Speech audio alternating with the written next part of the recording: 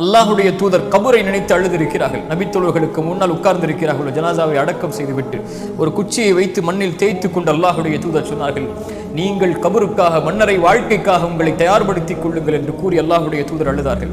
நபித்தோழர்களை பார்த்து அல்லாஹுடைய தூதர் ஸல்லல்லாஹு அலைஹி வஸல்லம் சொன்னார்கள், நான் அறிந்ததை நீங்கள் அறிந்தால் குறைவாக சிரிப்பீர்கள், அதிகமாக அழுவீர்கள்.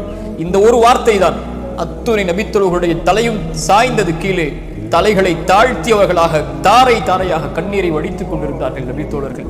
அவர்களுக்கு முன்னால் இத்தகில்லாஹ், அல்லாஹுவை அஞ்சிக் கொள்ளுங்கள் என்ற ஒரு வார்த்தை சொல்லப்பட்டால் போதும். உரையல்ல, ஒரு மணி நேர அறிவுரைகள் அல்ல. இத்தகில்லாஹ், அல்லாஹுவை பயந்து கொள்ளுங்கள் தோழர்களே என்று சொல்லப்பட்டால் தலைகளை தாழ்த்தி தாரை தாரையாக அழுவார்கள்.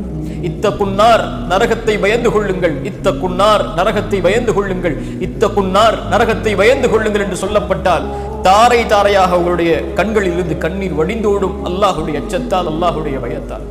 நபிமார்கள், அல்லாஹுடைய தூதர், அவர்களுடைய தோழர்கள், அவர்களை பின்பற்றியவர்கள், இவர்கள் எல்லோரும் அல்லாஹுடைய அச்சத்தால் இந்த பூமியில் அழுதிருக்கிறார்கள்.